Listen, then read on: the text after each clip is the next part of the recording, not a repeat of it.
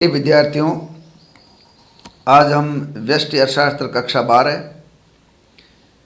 इकाई 2 उपभोक्ता के व्यवहार में पाठ 2 उपभोक्ता के संतुलन के भाग 4 का अपन अध्ययन कर रहे हैं।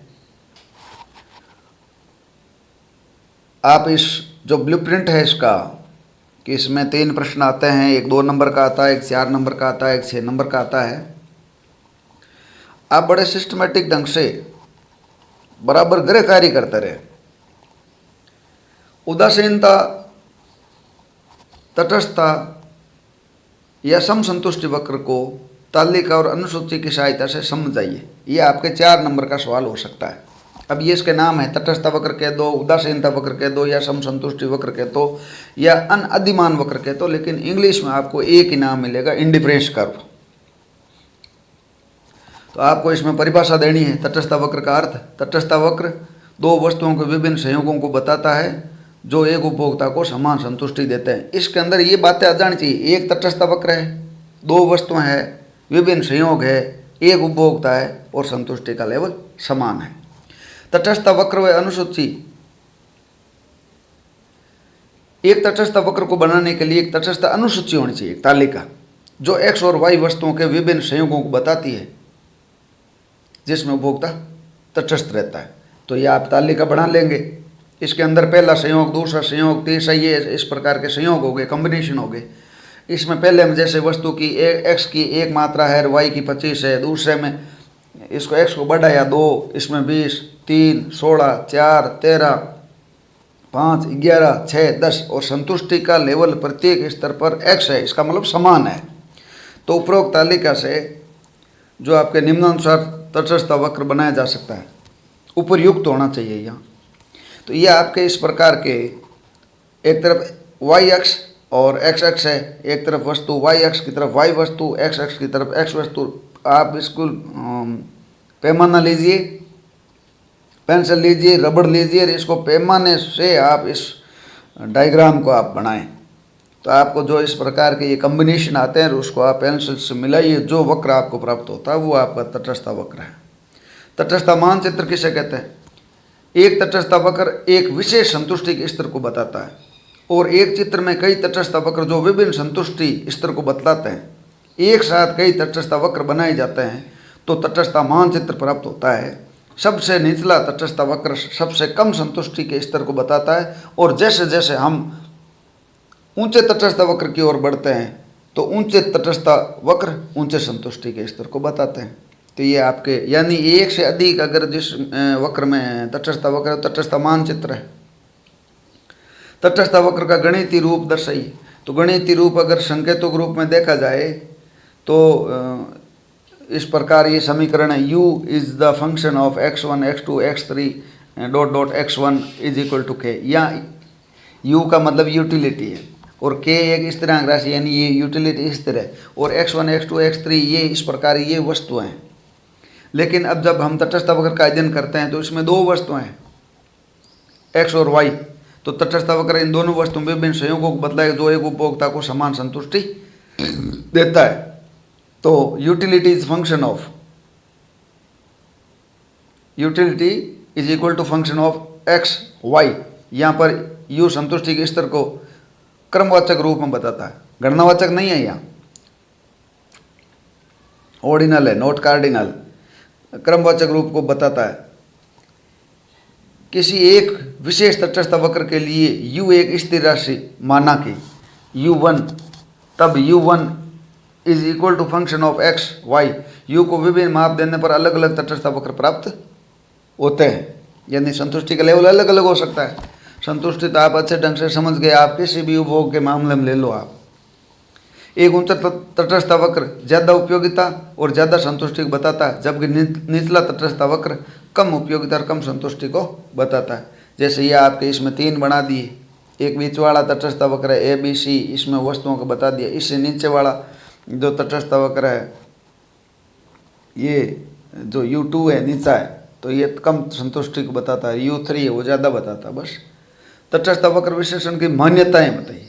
तो इसकी इंडिफरेंस जो कर्व एनालिसिस है ये किन किन मान्यताओं पर आधारित है, कौन कौन सी दशाएं हैं, कौन कौन सी शर्तें हैं, कौन कौन सी अवस्थाएं, ये मान के चलता है। Assumptions of indifference curve analysis, तो ये पहली बात मानता है कि विवेकशीलता, रेशनलिटी, उपभोक्ता को विवेकशील माना गया, अर्थात उपभोक्ता के आय के स्तर और विभिन्न वस्तुओं की कीमतों के ज्ञात होने पर वह अपनी आय को, अपनी उपयोगिता को अधिकतम करता है। और यह भी माना जाता है कि उपयोगिता को अधिकतम करने हेतु उससे संबंधित सूचनाओं की पूर्ण जानकारी होती। ऐसा नहीं है उसके पास आय है, विभिन्न वस्तुओं की कीमतें ज्ञात है, फिर भी उपयोगिता अधिकतम करने का प्रयास नहीं करता। अगर ऐसा नहीं करता है तो इसका मतलब वो विवेकशील नहीं है। उपयोगिता क्रमवाचक है, यानी गणनावाचक नहीं है, ये इसकी मान्यता है। ये सत्य माना जाता है कि उपभोक्ता विभिन्न वस्तुओं के वस्तु समूहों को अपनी पसंद के अनुसार श्रेणीबद्ध कर सकता है, रेटिंग देता है उसको, ये पहला क्रम है, ये दूसरा क्रम है। पसंद है वो युक्तियुक्त है, उपभोक्ता का व्यवहार युक्ति संगत माना गया है, अर्थात उपभोक्ता ए को बी की तुलना में, बी को सी की तुलना में पसंद करता है। तो अगर और ए और सी की बात आती है तो ए की तुलना में बी, ए को बी की तुलना में और बी को सी की, इसका मतलब ए को भी सी की तुलना में पसंद करेगा।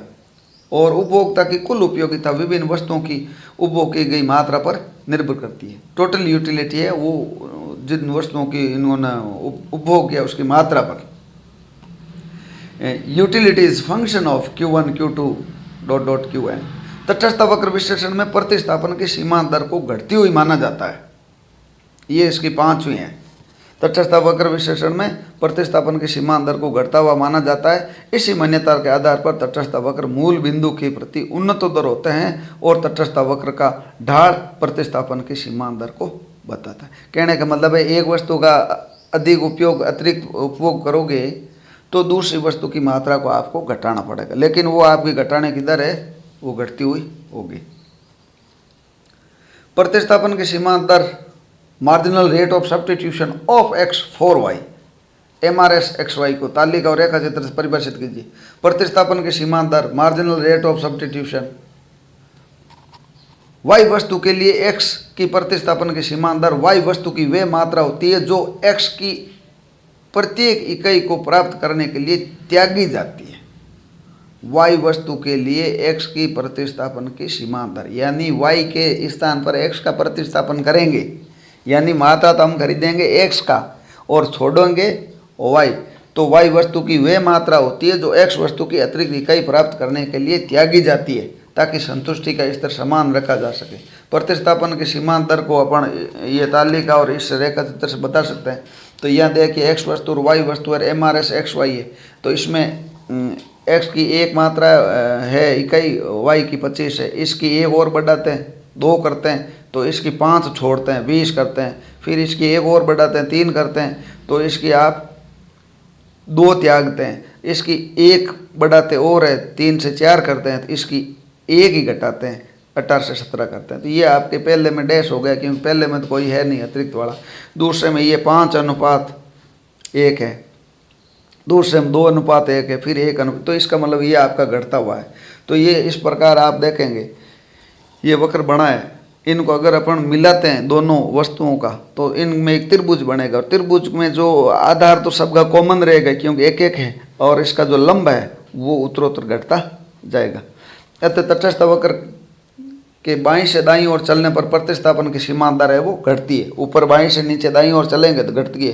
प्रतिस्थापन की सीमा दर के घटने से ही तटस्थ वक्र मूल बिंदु के प्रति उन्नत दर होता है, यानी इसका जो ढाल है ना ये तटस्थ वक्र ही ये प्रतिस्थापन की सीमा दर ही बताती है।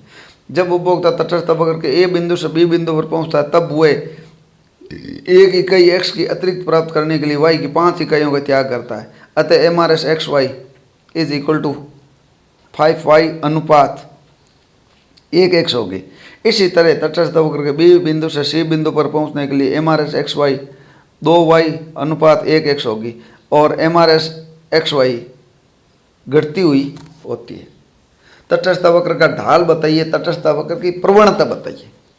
तो इसका वह स्लोप ऑफ इंडिफरेंस कर्व, तो इसका स्लोप ऑफ तटस्थ वक्र का ढाल होता है MRS XY is equal to -Δy/Δx।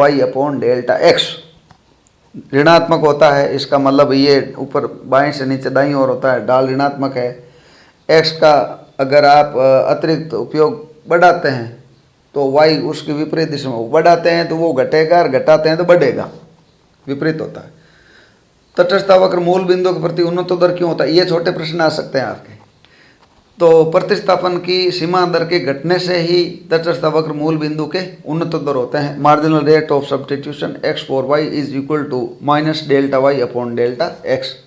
और ये आप इस चित्र में देख लेंगे, इसके अंदर देखें AMB एक त्रिभुज बना है, BNC त्रिभुज बना है, COD त्रिभुज बना है, DPE त्रिभुज बना है। इन त्रिभुजों में आप देखेंगे कि x वस्तु में जो बड़ा है 1 से 2 3 4 ये समान अनुपात है, उसमें वो घटेगा। तो आप बिल्कुल जो त्रिभुज बना है इनका आधार तो सबका समान है, लेकिन लंब वो घट रहा है, ये प्रतिस्थापन की सीमा दर घटने के कारण हुआ है।